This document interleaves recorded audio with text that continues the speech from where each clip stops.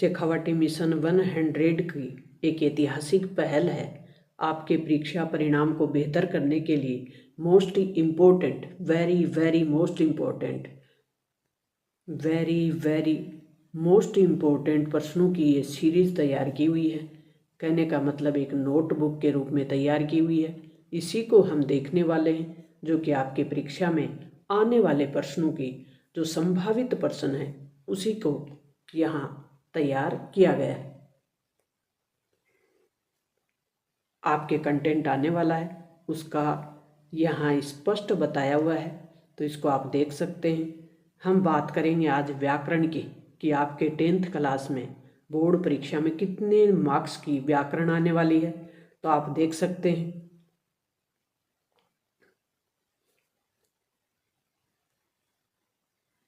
अपठित गद्यांश आपका आएगा 12 नंबर का। व्यवहारिक व्याकरण है जिसमें संज्ञा, सर्वनाम, विशेषण ये सब हैं, वो आएंगे 10 मार्क्स के। पत्र लेखन आपके आएगा 4 मार्क्स का, और विज्ञापन आएगा आपके 4 मार्क्स का। निबंध आएगा आपका 6 नंबर का, और आपकी क्षितिज है वो 34 नंबर की आएगी। बुक 2 बुक हैं आपके, क्षितिज और कर्तिका। क्षितिज में से आपके 34 नंबर 34 मार्क्स की क्षितिज बुक है, और कर्तिका है वो है 10 मार्क्स की। तो क्षितिज पे आपको ज़्यादा ध्यान देना है, कर्तिका पे आपको थोड़ा ध्यान देना है।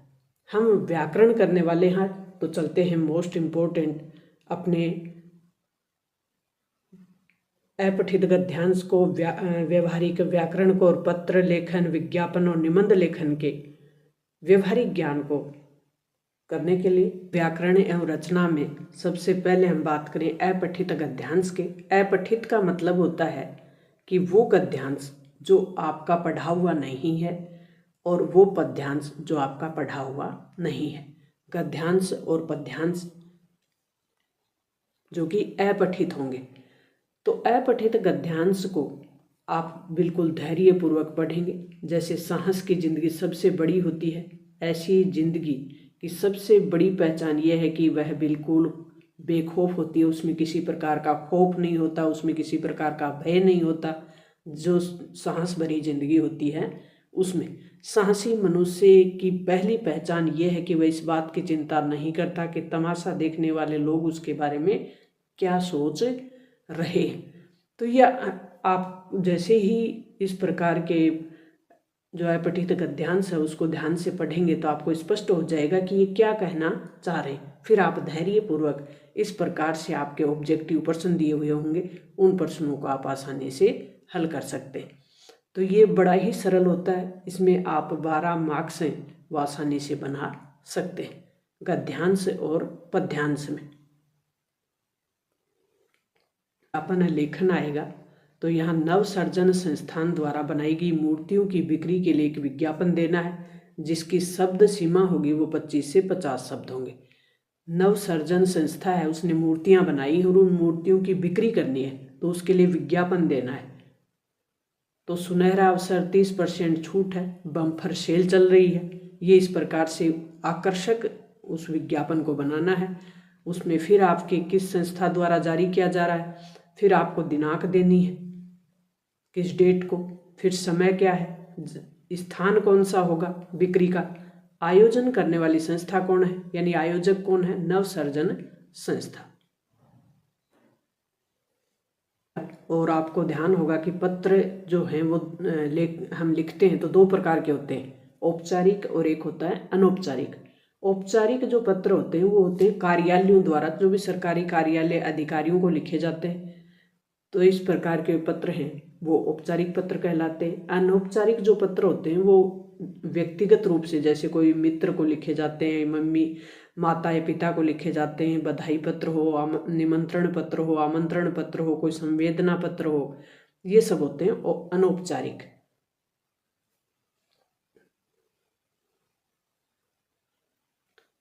प्रार्थना पत्र, प्रार्थना पत्र में आपको दिया हुआ होगा कि आपको राजकीय उच्च माध्यमिक विद्यालय सुमेरपुर पालिका छात्र मानकर, छात्र कहाँ का मानना है, राजकीय उच्च माध्यमिक विद्यालय। तो एड्रेस दिया हुआ है सेवा में, फिर आप लिखेंगे श्रीमान प्रधानाचार्य जी, राजकीय उच्च माध्यमिक विद्यालय सुमेरपुर पाली, ये एड्रेस यही दिया हुआ है। तो बहुत सा काम तो अपना यही हल हो रहा है, तो इसको ध्यान रखें आप। छात्र कहाँ का मानना है। शैक्षिक भ्रमण पे जाने की अनुमति लेनी है। विषय क्या है अपना, शैक्षिक भ्रमण पे जाना। तो आप मान्यवर या आदर सूचक शब्दों में महोदय, मान्यवर, जो भी शब्द है आप लिखें। फिर अपना पूरी जो विषय है उसको बताने का प्रयास करें कि कहाँ आपको शैक्षिक भ्रमण पे जाना है और उसके लिए आपको अनुमति चाहिए। तो आपको दिनांक डालनी है लास्ट में, और फिर आपका आज्ञाकारी शिष्य ये बताना है आपको।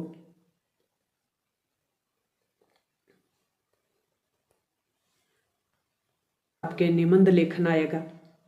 निबंध लेखन में मोबाइल फोन है वरदान या अभिशाप, तो उसके लिए कुछ आपके पॉइंट होंगे। इन पॉइंटों का सहयोग लेते हुए आपको अपने निबंध को आकर्षक बनाना है, और इन पॉइंटों के नीचे अंडरलाइन करते हुए आपको इस पॉइंट के सामने स्टार बनाते हुए अपनी कॉपी को डेकोरेट करते हुए अच्छे से निबंध लिखेंगे तो 6 में से 6 मार्क्स हैं वो आपके निबंध में आ जाएंगे। अब आपके व्याकरण में कौन कौन सी चीज़ें पूछी जाएंगी। संज्ञा से संबंधित प्रश्न पूछा जाएगा कि संज्ञा क्या है। तो संज्ञा का जो अर्थ, शाब्दिक अर्थ होता है वो होता है जैसे कोई नाम, कोई वस्तु, स्थान, भाव के का जहाँ बोध हो तो उसे संज्ञा शब्द कहते हैं। तो संज्ञा क्या है, तो व्यक्ति, वस्तु, स्थान, भाव के नाम को ही संज्ञा कहते हैं। संज्ञा के 3 भेद होते हैं, आपको पता होगा। व्यक्तिवाचक, जहाँ व्यक्ति का बोध हो, जैसे राम, श्याम, गीता, भारत, हिमालय, गंगा, दीपावली, सोमवार, मंगलवार, ऐसे। जाति, जिसमें किसी जाति विशेष का बोध होता हो, जैसे गाय है, आदमी है, पुस्तक है, पंखा है, पहाड़ है, नदी है, समुद्र है आदि। भाववाचक, जहाँ भाव हो, गुण हो, दशा हो, मनोदशा हो का बोध होता है, तो मनुष्य, जैसे मनुष्य के मन के भाव उत्पन्न हो जहाँ पे, उसे कहते हैं भाववाचक संज्ञा। जैसे भय, क्रोध, उत्साह, चिंता, बचपन, बुढ़ापा, ये सब क्या है, ये भाववाचक शब्द हैं। तो ये सब संज्ञा है। ये कौन सी संज्ञा है, भाववाचक संज्ञा। तो संज्ञा 3 प्रकार की हुई, तो आप याद कर लें। जातिवाचक संज्ञा किसे कहते हैं, भाववाचक संज्ञा किसे कहते हैं। जैसे पशु में ता जोड़ देते तो पशुता, पशु तो एक वो जाति हुई, लेकिन पशुता हो गई तो भाववाचक हो गया। बच्चा में पन जोड़ देंगे तो बचपन हो गया, मम में ता जोड़ देंगे तो ममतत्व हो गया। सर्वनाम, फिर आपके एक है सर्वनाम। संज्ञा के स्थान पे आने वाले शब्दों को क्या कहते हैं, सर्वनाम कहते हैं। सर्वनाम जैसे राम खेल रहा है, तो राम की जगह जय मैं खेल रहा हूँ, तो मैं जो शब्द है वो हो गया सर्वनाम। मैं, तुम, हम, वह, यह, कोई, किसी, कौन, जो, ये सब क्या है, सर्वनाम शब्द हैं। और सर्वनाम कितने प्रकार का होता है, सर्वनाम के प्रकार हैं वो होते हैं 6 प्रकार। आपको ये याद करने हैं कि सर्वनाम के कितने भेद होते हैं। तो सर्वनाम के 6 भेद होते हैं। पुरुषवाचक सर्वनाम, फिर पुरुषवाचक सर्वनाम में भी 3 भेद होते हैं। पुरुषवाचक सर्वनाम में जैसे उत्तम पुरुषवाचक, मध्यम पुरुषवाचक और अन्य पुरुषवाचक।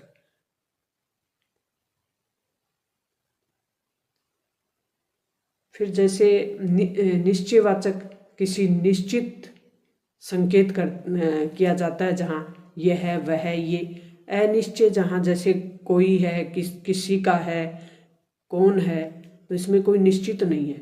निजवाचक, जैसे अपने स्वयं से संबंधित भाव हो तो वो निश्चय हो गया। प्रश्नवाचक, जिसमें कोई प्रश्न पूछा जा रहा हो, जैसे कौन, क्या, किसे। संबंधवाचक, जैसे किसी का संबंध बताया जा रहा हो, जिसका है, जिसकी है, जिसके हैं। विशेषण, शब्दों की संज्ञा और सर्वनाम हमने ऊपर देख लिया। संज्ञा और सर्वनाम जो शब्द हैं उनकी विशेषता बताने वाले शब्दों को विशेषण कहते हैं। जैसे नीला, काला, हरा, नया, मोटा, ताजा, अच्छा, बुरा, विशेषता बता रहे हों तो उसे कहते हैं विशेषण। और विशेषण शब्दों के द्वारा जिस शब्द की विशेषता प्रकट की जाती है उस शब्द को कहते हैं विशेष्य। तो विशेषण 4 प्रकार के होते हैं। विशेषण कितने प्रकार के होते हैं? 4 प्रकार के। गुणवाचक, संख्यावाचक विशेषण, परिणामवाचक विशेषण और संकेतवाचक। गुणवाचक में कोई गुण बताया जा रहा हो और संख्यावाचक में कोई संख्या दर्शाई जा रही हो। परिणाम में जैसे कोई परिणाम बताया जा रहा हो, जैसे किलो या जो भी है, मीटर है या लीटर है, तो ये परिणाम में हो गए। संकेतवाचक, किसी चीज की तरफ संकेत बताया जा रहा हो, कोई वस्तु की तरफ, व्यक्ति की तरफ संकेत।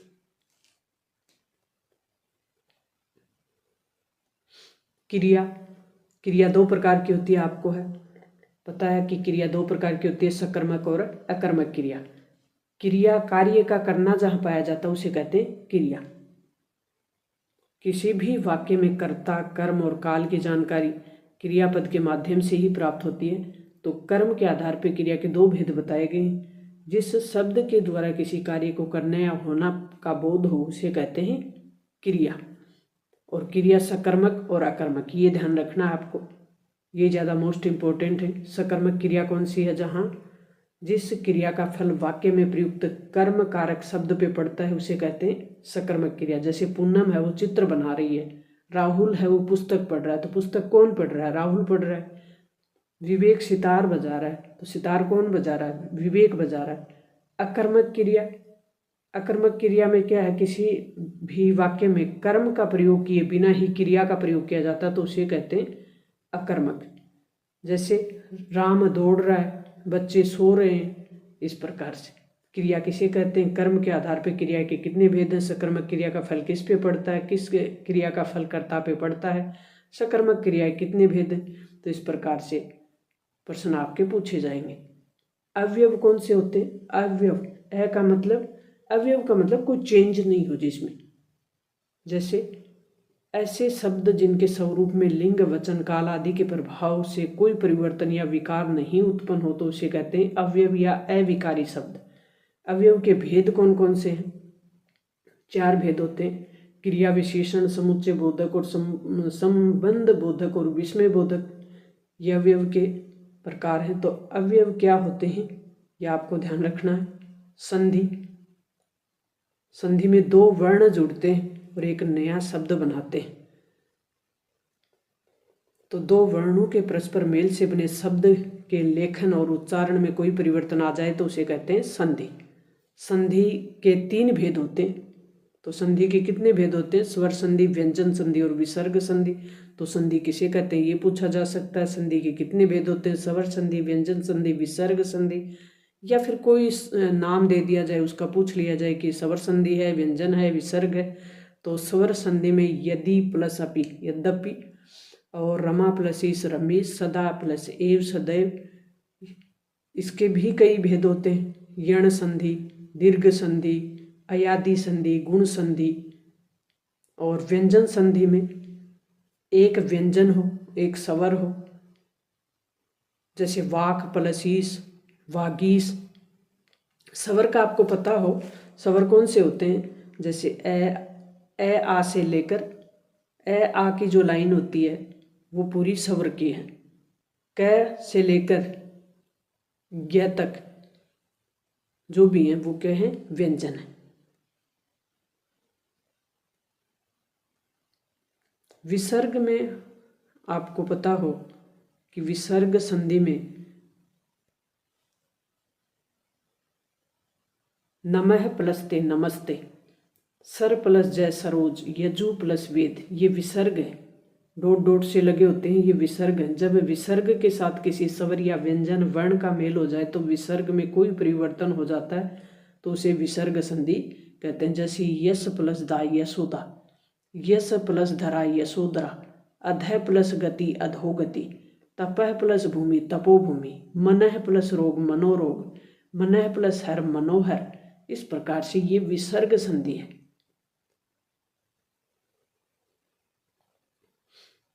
ये फिर अभ्यास कर लें थोड़ा आप। उपसर्ग, इस नोटबुक का या कहें कि मोस्ट इम्पोर्टेंट प्रश्नों की सीरीज का सबसे बड़ा जो अच्छी बात है वो ये है कि इनमें उत्तर साथ साथ दिए हुए। मोस्ट इम्पोर्टेंट तो आपके लिए सेलेक्ट किए, साथ ही उत्तर हल सहित आपके लिए उपलब्ध है। एक ही जगह पूरा कंटेंट उपलब्ध है, और वो भी अपने बोर्ड परीक्षा, बोर्ड का जो ब्लूप्रिंट है परीक्षा के अकॉर्डिंग जो तैयार किया जाता है उसके अकॉर्डिंग ये बनाया जाता है। वे शब्दांश जो शब्द से पहले जुड़ते हैं, मूल शब्द के अर्थ में परिवर्तन कर देते हैं, उसे कहते हैं उपसर्ग। जैसे पर प्लस देश प्रदेश, उपसर्ग के भेद हैं। वो संस्कृत के उपसर्ग होते हैं, हिंदी के और विदेशी, 3 प्रकार के होते हैं उपसर्ग के भेद।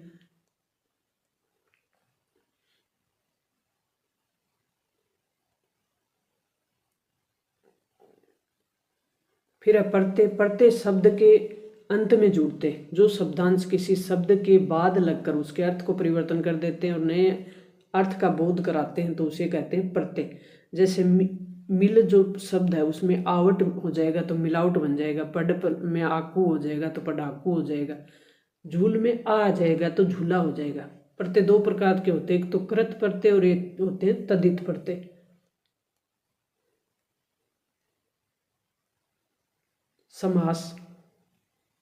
समास किसे कहते हैं? तो समास 2 शब्दों से बना होता है, सम प्लस आस। 2 शब्द को योग है यहाँ।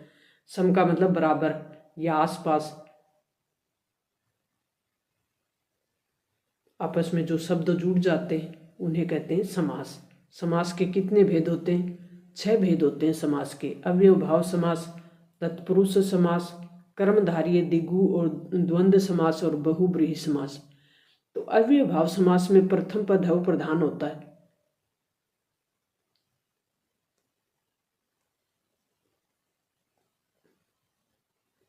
कर्मधारय देख लें आप, जैसे नील गगन है, नीला है जो गगन, महापुरुष महान है जो पुरुष।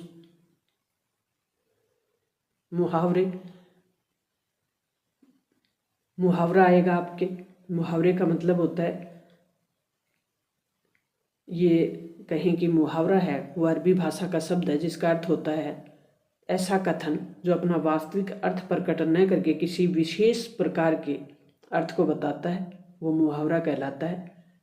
जैसे आँख बंद होना, मर जाना, आँखों में सरसों फूलना, अत्यधिक प्रसन्न होना, आँख बदलना मोस्ट इम्पोर्टेंट है, आँख बदलना विरोध करना, आँख लड़ जाना प्रेम हो जाना, अंग ढीला होना बहुत थक जाना, अंगारों पे पैर रखना, संकटपूर्ण कार्य करना, अंधे के हाथ बटेर लगना, अयोग्य व्यक्ति को अच्छी वस्तु मिलना,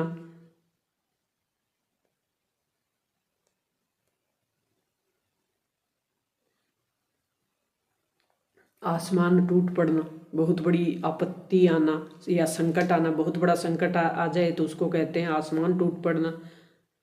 आंसू पीना यानी चुपचाप दुख को सह जाना। उड़ती चिड़िया को पहचानना यानी थोड़े से संकेत से सब कुछ समझ में आ जाना। उल्टी गंगा बहाना, परंपरा के विपरीत कार्य करना। एक आंख से देखना, सभी को बराबर समझना।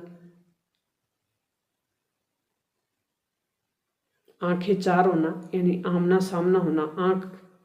आंखों में खून उतरना, अत्यधिक क्रोधित होना। और आंखों में चर्बी आ जाना मतलब घमंड होना।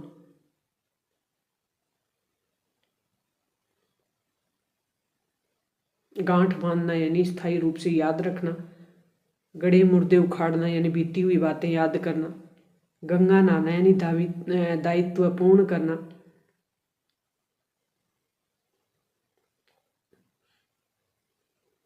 फिर लोकोक्ति, लोक प्रचलित जो कहावतें होती हैं उनको लोकोक्ति कहते हैं। जैसे अध जल गगरी छलकत जाए यानी जिसके पास अल्प ज्ञान होगा वो व्यक्ति ज्यादा इतराता है तो उसे कहते हैं अध जल गगरी छलकत जाए। अंधे की लकड़ी होना, एकमात्र सहारा होना। आंख का अंधा नाम नयन सुख, आंख का तो अंधा है लेकिन नाम उसका कैसा है? नयन सुख, कितना सुंदर नाम है। तो गुणों के विपरीत नाम होना। अंधे के आगे रोए, अपने नयन खोए, अपना रख पराया चख है। तो कुछ मोस्ट इम्पोर्टेंट है इसमें, ये आप याद कर ले।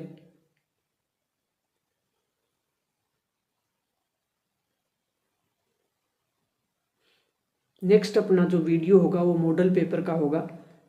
तो मिलते हैं नेक्स्ट वीडियो में, तब तक थैंक्स, ऑल दी बेस्ट।